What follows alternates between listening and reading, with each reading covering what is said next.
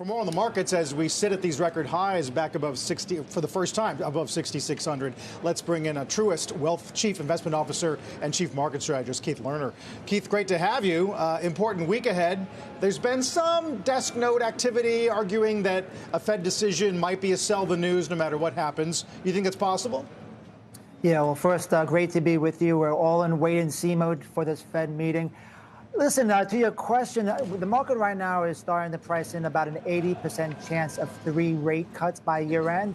So if there's a little bit of a pushback against that, yeah, maybe there's a small risk of a little bit of a setback. But I think if I zoom out a bit, the big picture is I still think this market continues to earn that benefit of the doubt. As you mentioned, S&P at all-time highs. We're seeing global markets at all-time highs. We're seeing the equal weight index at all-time highs. We're seeing the bank index at all-time highs as well.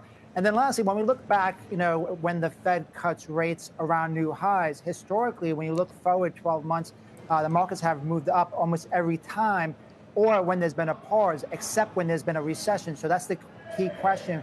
But in our mind, we still have to give this market the benefit of the doubt. Right. When you look at the weekly surge for Oracle last week, and now for Tesla, which I think is going to take out Oracle's weekly gain, is that about short interest getting squeezed or a chase into year end among real money? Does it mean that you just can't take your eyes off of the AI trade, even if you think a broadening or a rate small cap story is interesting? Sure. Well, with Oracle in particular, I think it's really all about earnings. And that's our key message, too. I mean, there's a lot of different narratives with this market over the last year, whether it's inflation, interest rates, geopolitical. But the North Star of this market has been earnings. And part of the reason why Oracle went up a lot last week is because of those earnings. But what's also notable, what you brought up, is even like on the news overnight with NVIDIA, what's happening with Mag 7 is money is actually not leaving the market. It's just rotating within. And we're seeing that more broadly as well. So to me, that's actually a healthy picture. You brought up small caps. We still like the technology trade because that's where the earnings momentum is the strongest. But over the last month, we have incrementally become more positive on small caps just because we think there's a little bit of catch-up potential.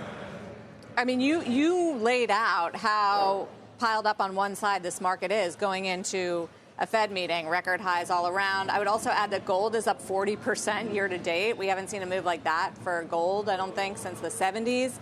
So is there scope for disappointment? Because, as I noted, the market's really expecting a bunch, as you said, more rate cuts this year, but it's far from certain whether Powell will endorse that view, especially if he gets to sense and those on the committee that are still worried about inflation.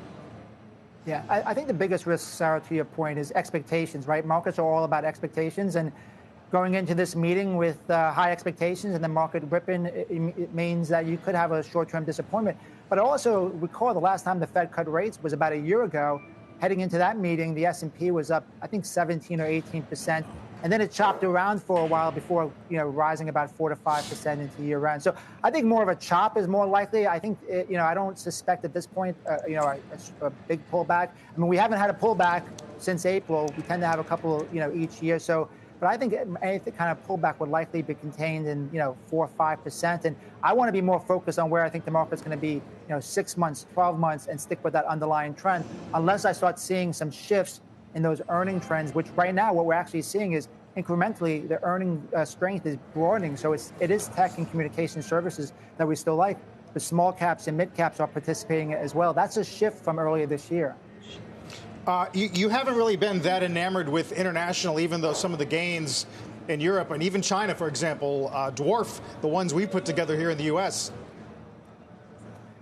Well, we have been Team USA for several years, and we're still Team USA. On the margin, we have increased, late last year, we increased our emerging markets, and this year we have increased our international developed markets like Japan. So I think on the margin, things are better there. I will say, when you look at what's driving international, it's mainly the currency. In fact, if you look on a 12-month basis, the forward earning estimates for the EFI, the MSCI developed markets, is actually negative. Most of this gain has been currency related. But big picture, though, it goes back to our thesis of giving this market the benefit of the doubt. Over 90% of global markets that we follow are in uptrends. Japan just broke out to a 40-year plus high. And we are still showing, even with all this geopolitical uncertainty in Europe, them acting well. So again, Team USA, incrementally, we have a little bit more exposure than we've had in the past to these overseas markets, which are acting better and participating. Keith, good to talk to you. Thanks so much. Keith Lerner over at Truist.